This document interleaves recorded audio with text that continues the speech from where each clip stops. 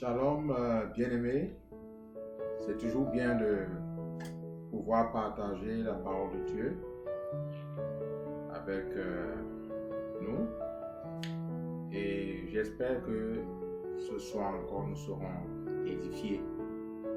Je voudrais parler aujourd'hui d'un sujet qui, de mon point de vue, est capital.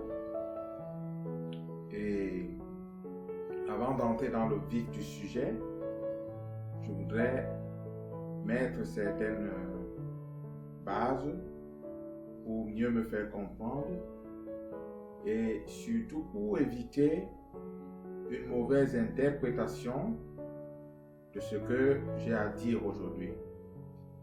Je vais commencer par dire que chaque être humain à la surface de la terre a une place dans la prophétie. Ça dépend seulement de la place que d'aucuns occupent dans la prophétie. Personne n'échappe à cela. J'ai dit la fois dernière dans ma toute récente vidéo que la Bible était une matrice et que les prophéties à l'intérieur de la Bible étaient aussi des séries de matrices qui s'agençaient, qui se complétaient et qui faisaient un tout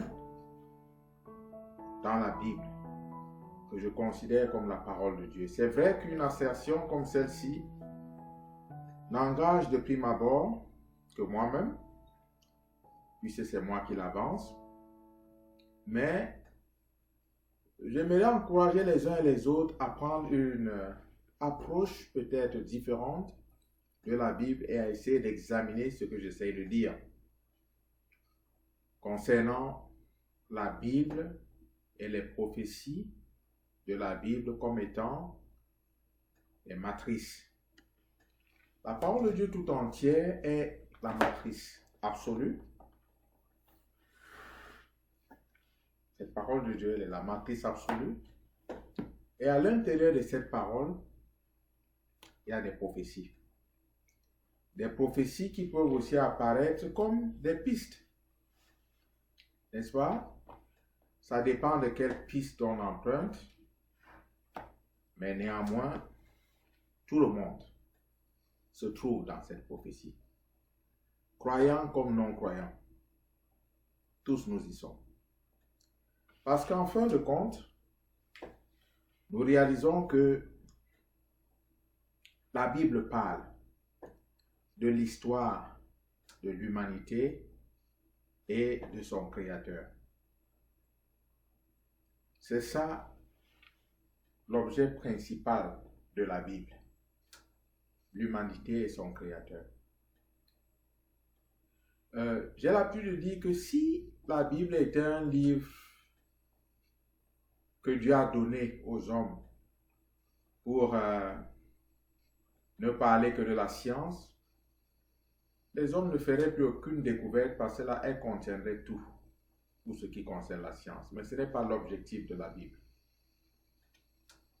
C'est vrai qu'elle-même en soi, elle est la clé de la science, la bonne et la vraie, mais elle n'a pas été destinée pour pouvoir traiter de la biologie, de la physique quantique ou bien de tout ce que vous pouvez imaginer.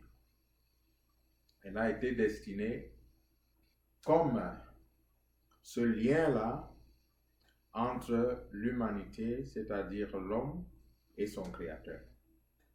Et c'est une histoire fantastique et une histoire comme il n'y a pas une autre pareille. Donc, cela dit, je voudrais aujourd'hui parler de la place de l'Afrique dans la prophétie. Pas forcément de l'Africain, mais de l'Afrique tout entière dans la prophétie. Je veux aussi reconnaître que l'un des livres qui affiche clairement l'Afrique dans l'histoire du monde, c'est la Bible. Et je me réjouis de cela parce que c'est ce livre-là qui est divin, qui fait autorité dans la terre, sur la terre tout entière, qu'on le veuille ou pas, que cela plaise à quelques-uns ou pas, ce livre fait autorité. Si nous prenons les grandes personnes de la Bible, celles qui sont largement connues dans le monde entier, on va se rendre compte que la plupart de ces personnes ont un lien très étroit avec l'Afrique.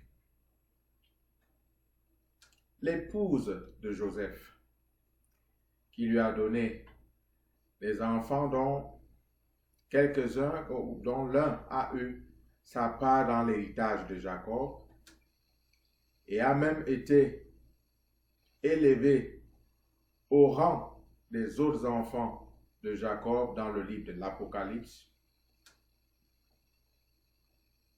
Leur maman est issue d'Afrique. Leur maman était une fille égyptienne.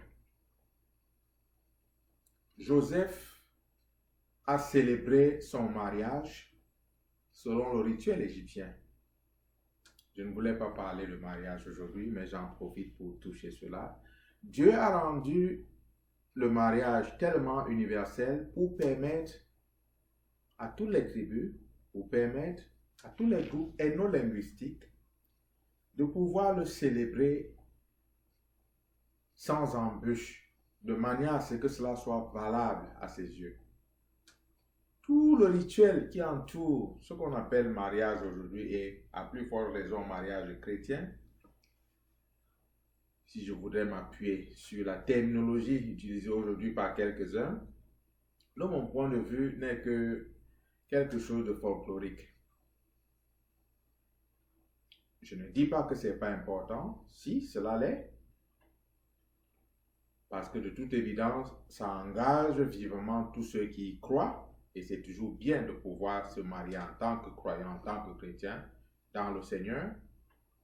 Mais ce que je dis, c'est que les mariages, comme dans nos différentes tribus, sont autant valables aux yeux de l'Éternel. Je sais que je vais choquer plusieurs personnes. Je vais en choquer plusieurs. Mais avant d'être choqué, pensez au mariage de Joseph. Pensez même à celui de Moïse. La première femme de Moïse était Madianite.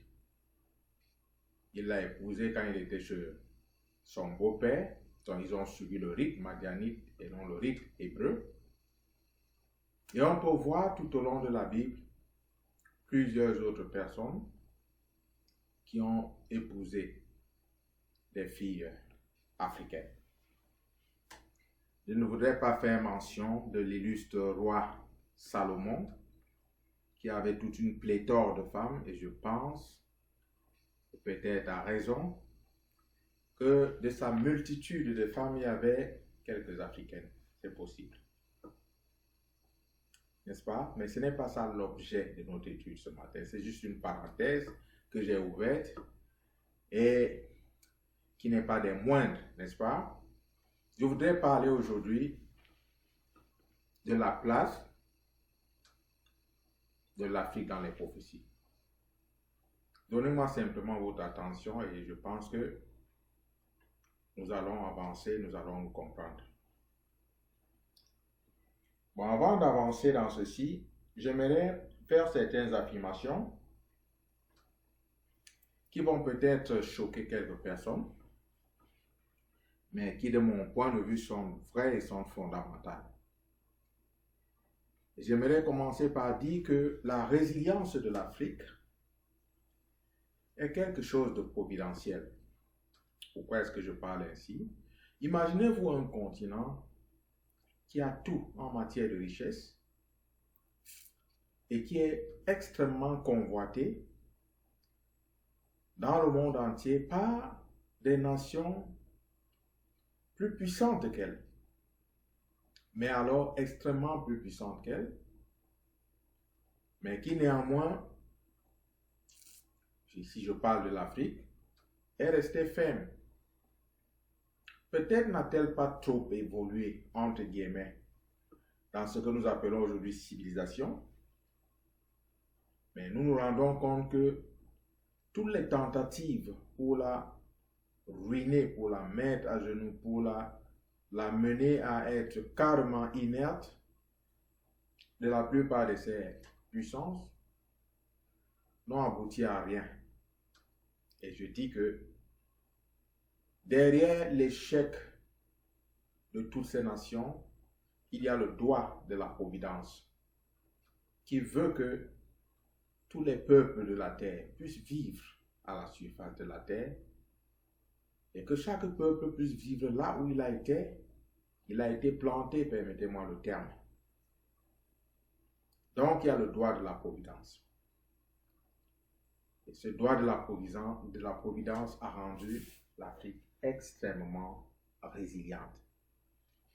Mais, je suis en train de vouloir, comme je dis, situer cette Afrique providentielle dans la prophétie, mais surtout dans la prophétie liée à la crucifixion.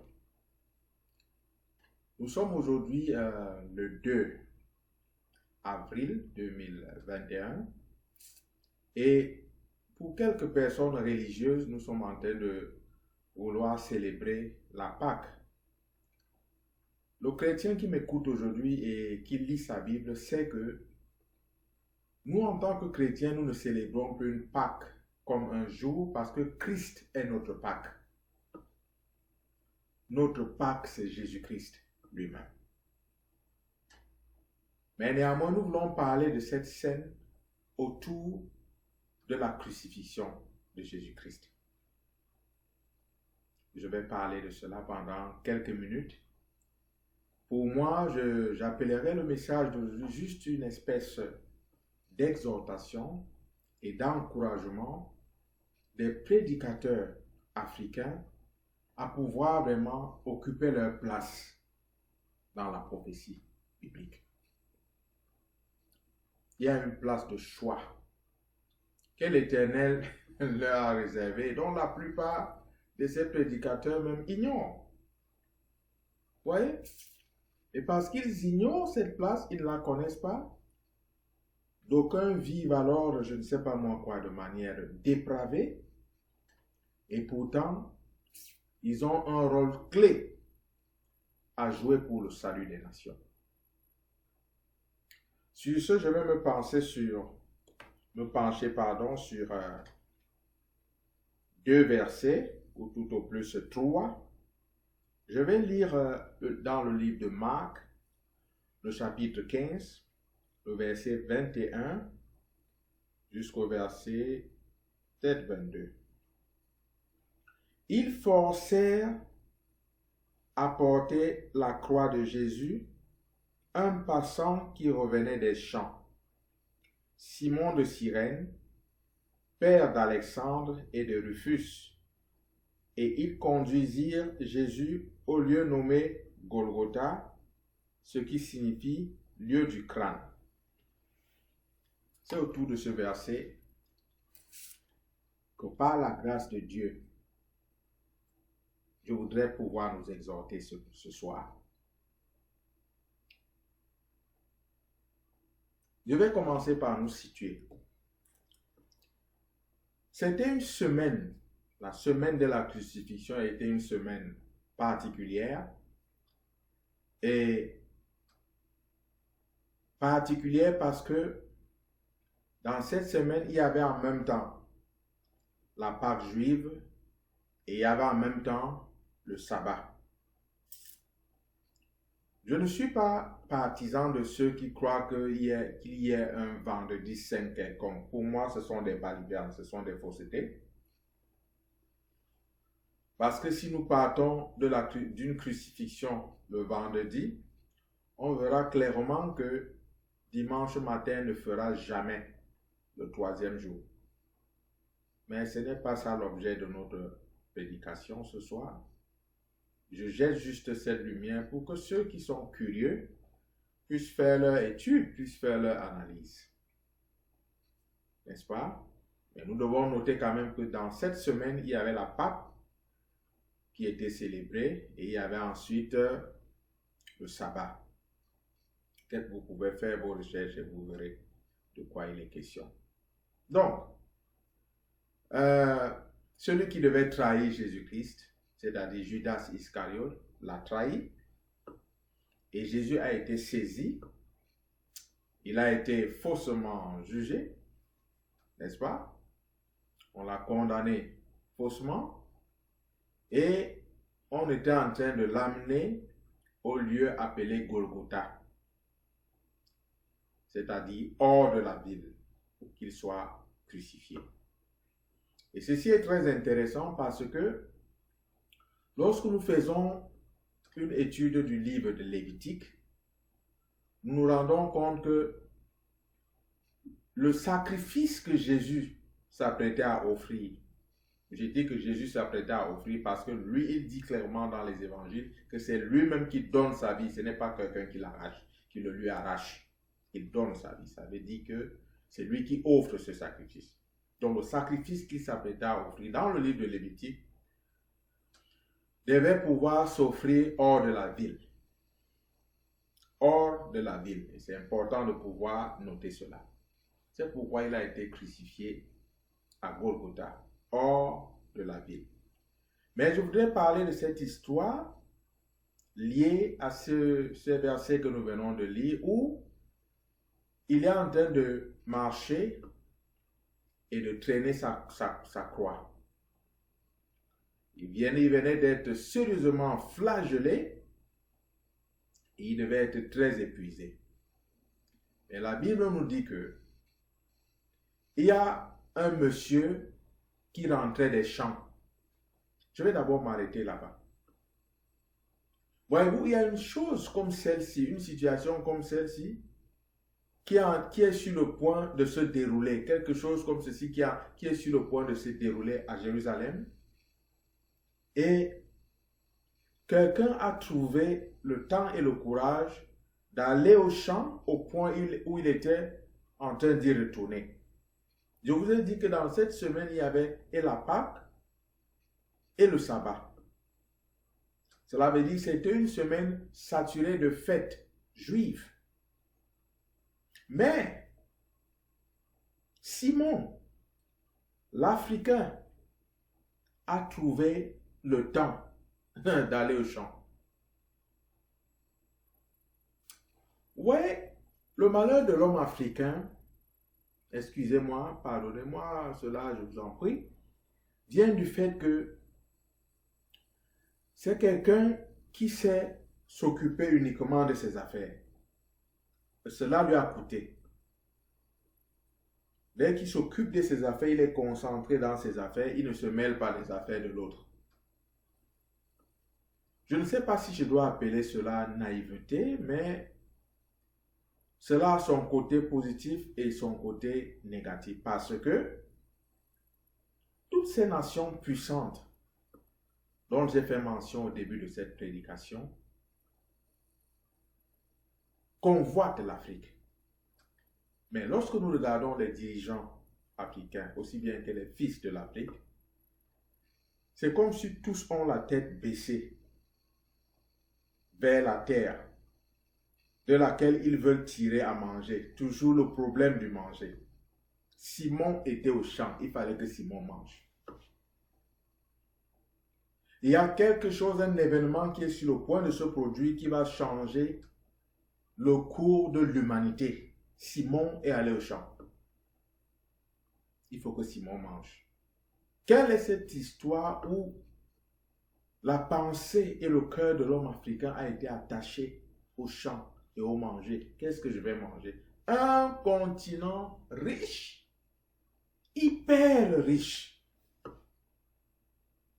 Mais il a la tête baissée, tournée vers la terre, de laquelle il veut tirer de quoi manger. Simon était au champ. Simon était au champ. La ville de Jérusalem à l'époque de Jésus-Christ était une ville, puis-je l'appeler dire, cosmopolite. Il y avait plusieurs étrangers qui affluaient Parce que cette ville était sous la domination romaine.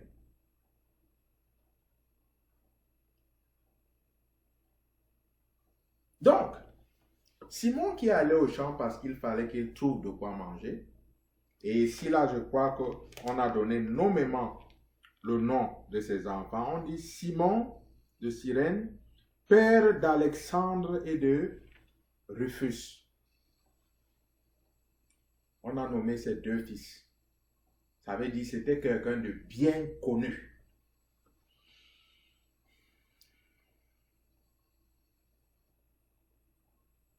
Il est allé au champ.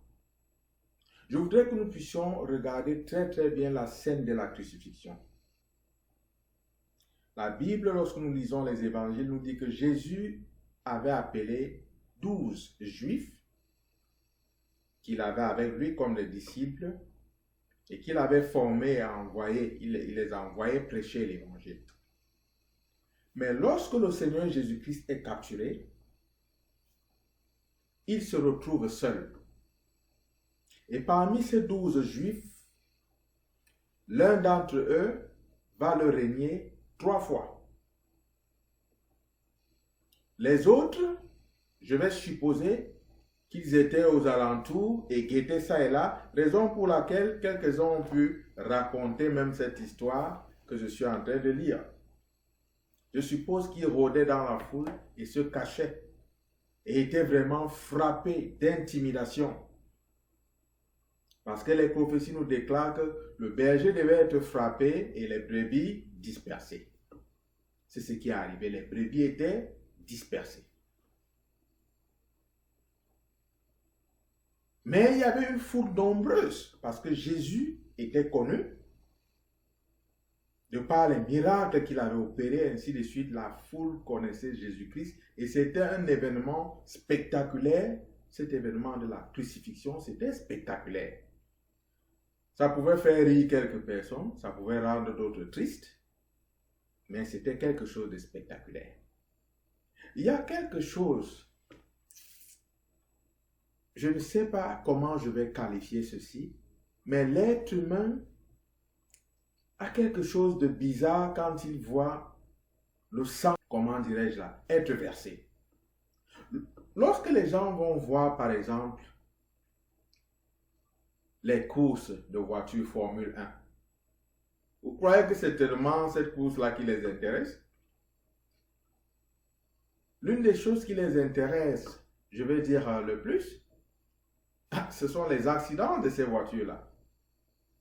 Quand une voiture dérape, il y a un accident et puis les tonneaux, oh là là, l'adrénaline là, ça monte. Il y a quelque chose dans l'être humain lié au sang qui est comme extrême. Soit c'est dégoûtant pour quelques-uns qui carrément vomissent, d'autres s'évanouissent lorsqu'ils voient le sang couler. Mais pour d'autres, ça fait monter leur adrénaline, c'est plus intéressant. Vous n'avez qu'à en juger des posts les plus célèbres et les plus vus sur Facebook. Le plus souvent, ce sont les posts ou bien les affichages dans lesquels il y a le sang qui coule. Vous n'avez qu'à, peut-être n'étiez-vous pas curieux, mais commencez à être curieux, vous allez voir, vous allez vous rendre compte de ce que je parle. Si vous êtes en train de parler d'une situation de paix qui s'est déroulée dans tel pays, les gens ne vont pas regarder. Mais essayez de dire, accident de circulation, 95 morts, les têtes des gens coupées, ça et là, les bras jetés de part et d'autre, je vous assure, 1 heure de temps, après, vous aurez peut-être 1 million de personnes qui auront regardé ce post. Il y a quelque chose dans le sang. Quelque chose qui crée des extrêmes dans la vie et dans le cœur de ceux qui observent. Donc, il y avait une foule à Jérusalem lors de la crucifixion de Jésus-Christ. Donc, Simon donc revenait des champs et la parole de Dieu nous dit que on l'a forcé à porter la croix de Jésus-Christ. Qui l'a forcé? Les gardes romains. Rappelez-vous ici que les Romains ici représentent en soi l'Europe, c'est-à-dire le colon. On a forcé Simon a porté la croix du Seigneur. Je veux nous dire que dans les événements divins, il n'y a pas d'improvisation. Quelques-uns peuvent se dire que non, c'était juste une situation hasardeuse. Et non, non, non, non, non. Il n'y a pas de hasard dans les choses divines. Il n'y a pas de hasard. Ce sont les choses que l'Éternel planifie clairement. S'il y avait de hasard, le Seigneur ne serait plus Seigneur. Il ne serait plus Dieu. Non. Pour une chose, une situation comme celle de la crucifixion, non, non, non, non, non, non. Chaque chose était à sa place et chaque chose avait sa signification.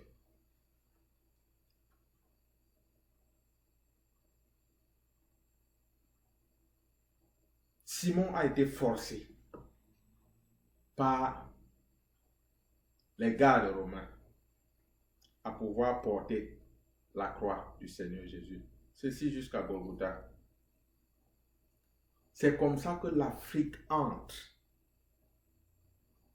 dans l'histoire de la crucifixion qui va sauver l'humanité. Rappelez-vous qu'on a forcé Simon. Ce n'est pas de plein gré qu'il a pris cette croix.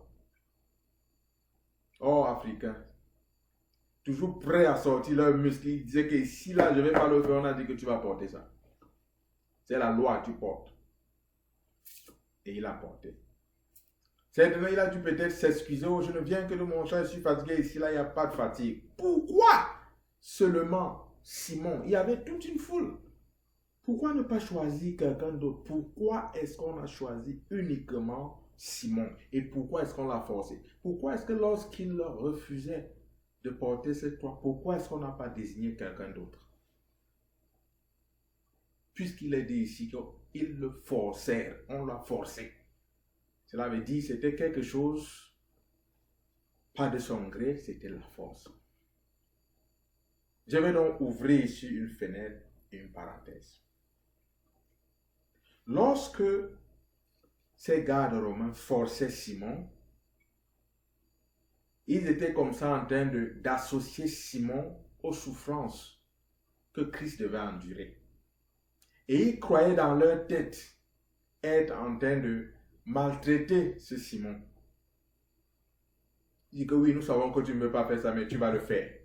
C'est toi que nous avons désigné, tu vas porter cette croix. Ils croyaient le maltraiter. Je disais donc que j'ouvre là une parenthèse. Comment est-ce que l'évangile, quelques années plus tard, est entré en Afrique? Par les colons. Je vous ai dit au départ que ces Romains représentaient l'Europe, le colon.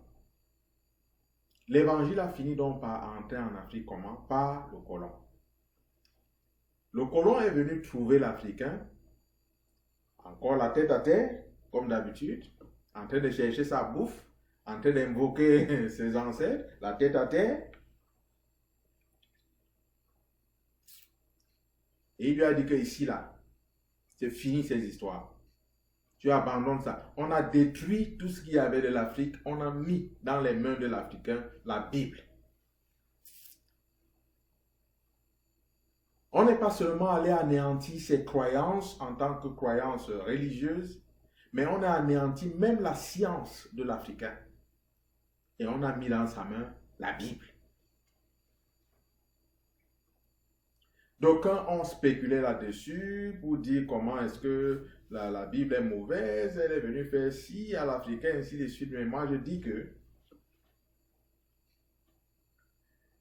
Dieu a un regard compatissant et très aimant vis-à-vis de l'Afrique. Que cela plaise à qui est en train de m'entendre maintenant, là, que cela vous plaise ou pas. C'est comme ça que je vois la chose. Ils ne voulaient pas de cette Bible, on a forcé ça. On les faisait souvent le genre où on te force seulement à t'asseoir et à écouter l'histoire de la Bible. Et quelques-uns ont dit qu'on est venu. Et je souhaite même que c'était vrai qu'on est venu mettre la Bible dans les mains de l'Africain et on a pris ses terres et toutes ses richesses. C'est peut-être vrai, mais vous savez quoi? Le diable est toujours vaincu dans son propre jeu. Le diable qui avait inspiré le colon à se servir de la parole de Dieu comme pour duper l'Africain, s'est retrouvé pris dans son propre piège parce que vous savez quoi? L'Africain a fini par embrasser cette Bible.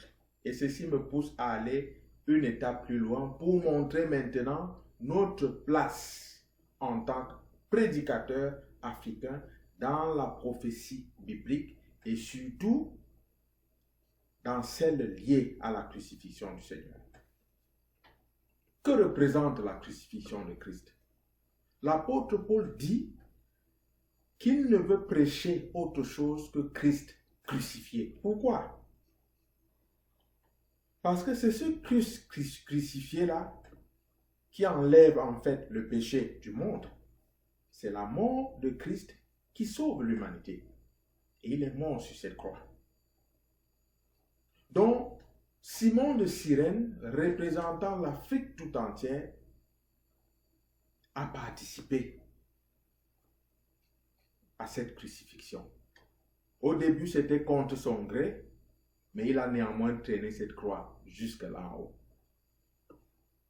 Après qu'il ait déposé ça là-bas, on n'a plus tellement entendu quelque chose concernant Simon, mais il a accompli ce qu'il avait accompli.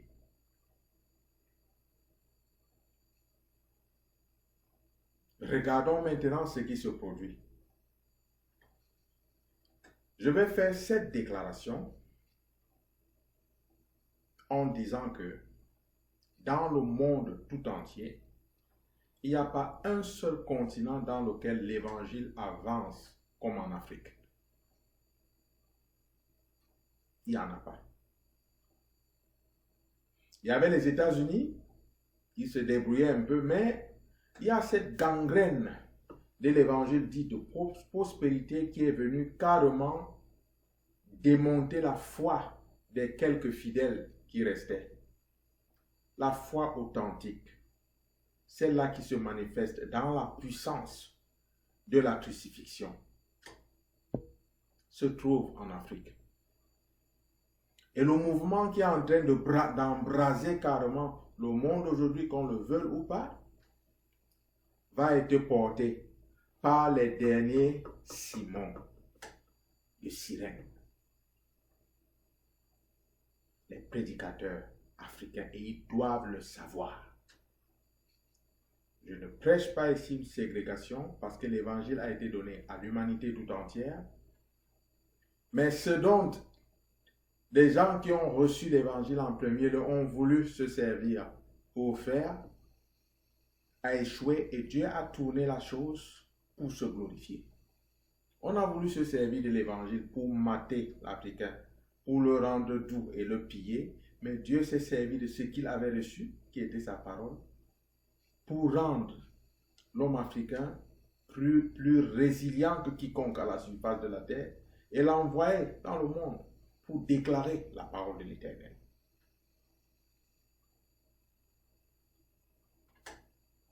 Ce n'est pas surprenant de voir combien l'Africain, lorsqu'il se met donc à parler de cet évangile, il y émane comme une fougue. On sent une fougue, on sent de l'énergie, on sent que cet homme-ci, il croit fermement à ce qu'il dit. L'histoire de la scène de la crucifixion.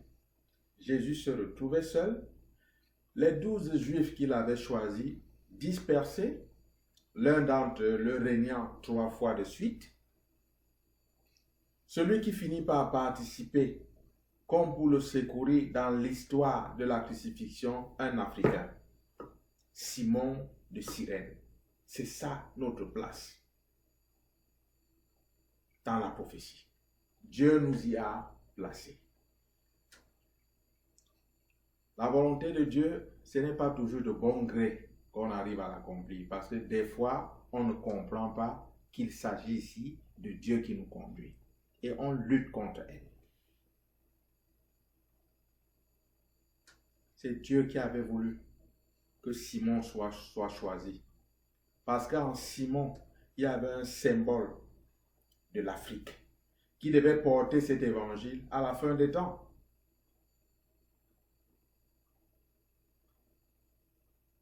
La phase de la crucifixion comme pour enlever le péché du monde s'est manifestée. Il y a une seconde phase qui est en train d'arriver, comme pour la rédemption de l'Église, de l'épouse de Christ par Christ. Et vous savez quoi? L'Afrique est encore à l'honneur. Elle va porter cet évangile.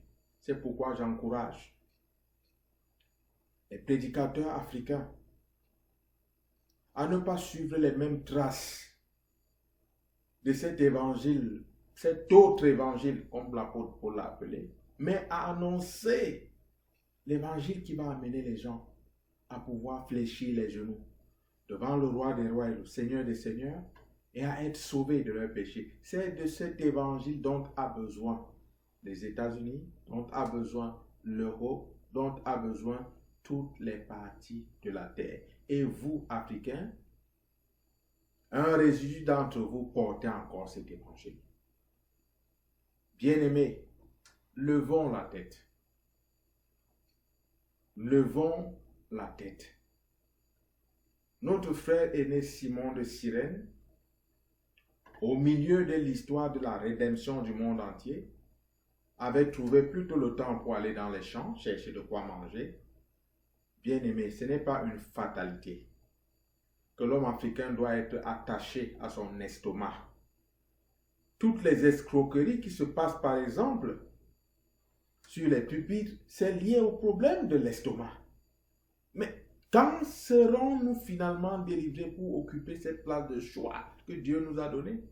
Si à chaque fois on doit escroquer carrément les gens, juste pour avoir un peu plus dans ce qu'on a déjà escroqué, et pour pouvoir se nourrir, garder la tête en bas, garder la tête en train de fouiner, le Seigneur nous appelle à lever la tête. Il y a quelque chose de plus grand,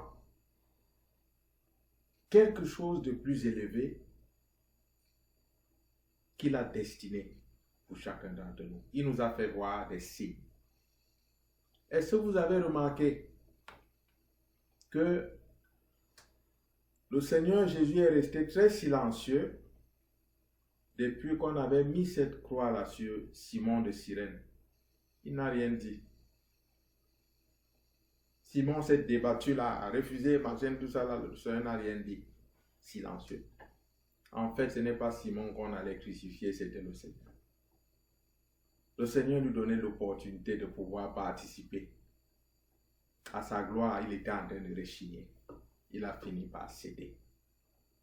Je prie que tu comprennes ta place en tant que prédicateur dans la prophétie. C'est une semaine pour les religieux, comme je le disais, une semaine de Pâques. Mais j'aimerais maintenant leur dire 2 ou 3 mots avant de clôturer. J'ai promis de nous donner juste une exhortation. Il serait terrible pour ceux qui aujourd'hui ont réduit la Pâque à des soirées de repas où ils s'asseyent seulement pour manger, s'empiffrer et s'enivrer. Il serait terrible pour vous de ne pas discerner la raison même de cette Pâque.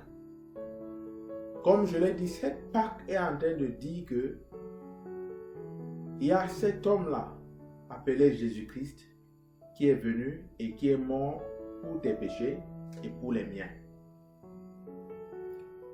Pour donner un sens à la Pâque que tu es en train de prétendre célébrer cette semaine, si tu n'avais pas encore reçu Jésus comme Seigneur et Sauveur personnel, c'est le temps et le lieu de le faire.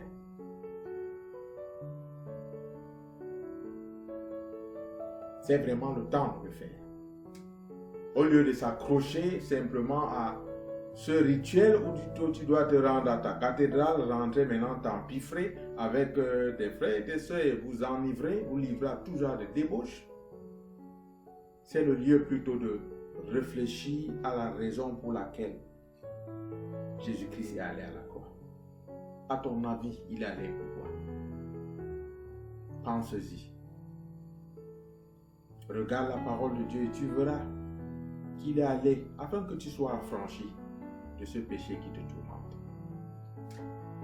de ce péché qui te dénature et de ce péché qui peut, si tu ne t'engages pas avec Jésus aujourd'hui, ce péché risque de te garder séparé de Dieu pour l'éternité. Pourtant, ce n'est pas ça ce que Dieu attendait de nous. Trouve ta place dans la matrice et trouve la bonne place. Celle qui va te garder près du Seigneur Jésus. Que le Seigneur te bénisse. C'était un plaisir de partager la parole de Dieu avec toi. Shalom.